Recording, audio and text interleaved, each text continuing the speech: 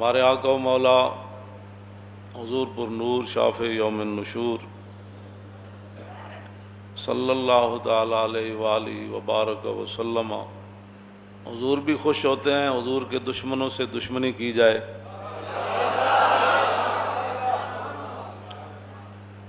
اور اللہ رب العالمین بھی یہی چاہتا ہے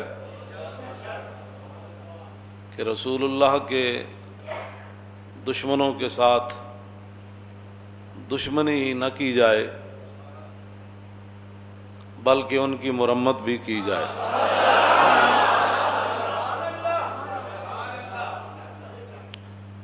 مولانا محمد ہاشم ٹھٹوی سندھ کے، ان کی کتاب ہے السیف الجلی علی صاب بن نبی،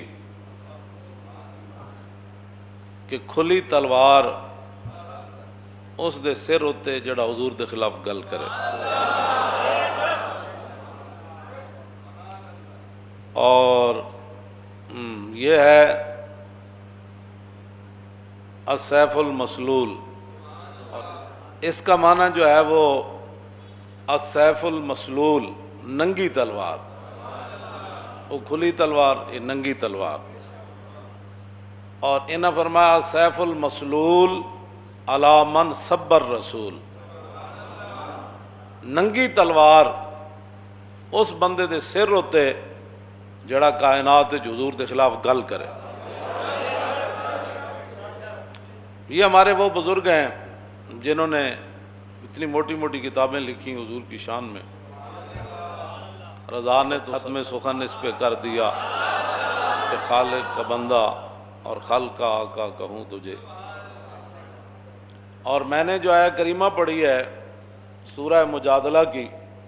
اللہ رب العالمین نے فرمایا ان الذین یحادون اللہ ورسولہ، اتھوں دے بھی تے اتھوں دے بھی سارے جنہاں نو اتھے تکلیف گل اساں کیتی فرانس دے خلاف، تے اتھے تکلیف کیوں ہوئی؟ انشاءاللہ یہ تکلیف تہاڈیاں نسلاں تک بھی رہے، تہاڈیاں نسلاں بھی بدبودار ہون، ہوتے کہاں خلیل و بنا کعبہ و منا،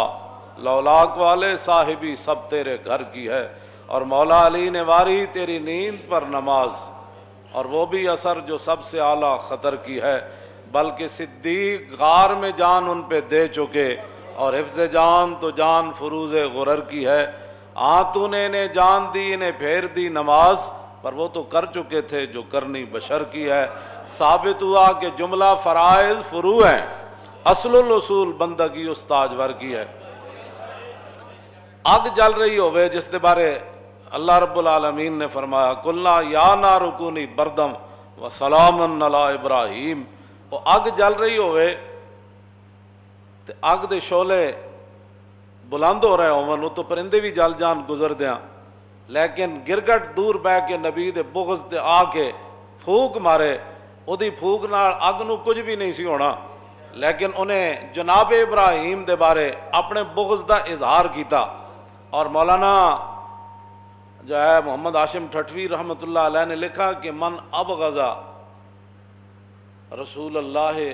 بقلبہ فہو کافر، فرمایا جڑا کلمہ تو پڑھے لیکن دل وچ حضور دے بارے بغض رکھے، دل وچ گزر جائے حضور دے بارے تو وہ بھی کھلا کافر ہے۔ زبانی کہنا تو بڑی دور کی بات ہے نا، دل وچ تو کہے نہیں جی بالکل نہیں جی ٹھیک ہے ساری باتیں، ہم بھی عاشق رسول ہیں، لیکن تو پھر یہ لیکن کا کیا مطلب ہے؟ جب عاشق رسول ہے پھر لیکن تو بات ہوتی نہیں ہے۔ رسول اللہ نے خود فرمایا کہ جدو میری عزت دی گل آنی، اے عمیر بن عدی جدو مار کے آئے اسماء بنت مروان یہودیہ عورت نو، او 3 جرم کر دی سی، ایک تو یہ کہ رسول اللہ دے خلاف گلاں کر دی سی، دوسرا وطیب الاسلام، اسلام دے عیب کٹ دی سی، تیسرا وتحرض علی النبی، کہ لوگاں نو بھی کہندی سی حضور دے خلاف گل کرو، اے 3 جرم کر دی سی عورت ایسی یہودیہ۔ لیکن نابینا صحابی عمیر بن عدی جدو آپ نو پتہ چلیا تو آپ نے پھر نظر منی، انہوں نے کہا یا اللہ تیرے حبیب گئے ہوئے بدر وچ، تے جدوں رسول اللہ واپس آن گے نا تے میں اس عورت نو قتل کر دیاں گا۔ اس واسطے جنہاں نو اللہ تعالیٰ نے فرمایا نا ان شر الدواب عند اللہ الصم البکم الذین، فرمایا جانوروں میں سے سب سے بدترین جانور وہ ہیں وہ کافر۔ ہاں یہ تو کہتے ہیں انسانیت کی بات کرو، میں نے کہا تھا یہ تو قرآن کہتا ہے، یہ سورہ انفال انہوں نے نصاب سے نکالی اس لیے تھی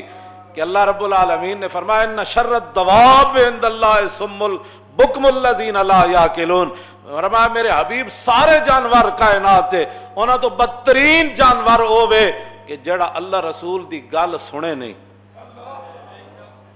ہاں ان شر الدواب الصم البکم،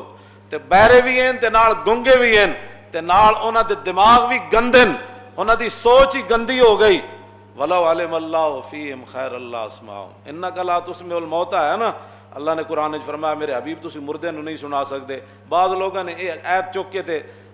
انبیاء اور رسولاں دے بارے اور اولیاء دے بارے چک کے لے گئے کہ جی بندہ مر جائے تے تسی مردے نو نہیں سنا سکتے۔ مردے تو مراد ہے کافرن، چلتے پھردے مردے جڑے۔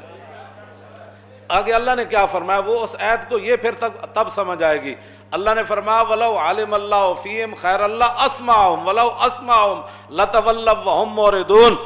اے گل ہے جڑی میں ہمیشہ کرنا کہ ساڑھے واسے چ گل نہیں ہے کہ کسی دے اندر پا دے یہ گل ناموس رسالت دی یا انہوں سمجھ آ جائے۔ فرمایا میرے حبیب جانوراں جو سب تو بھڑے جانور ہے کافرن، فرمایا اگر اللہ ان میں کوئی بہتری دیکھتا نا اپنی شان کے مطابق تو پھر اللہ آپ کی بات ان کو سنوا دیتا۔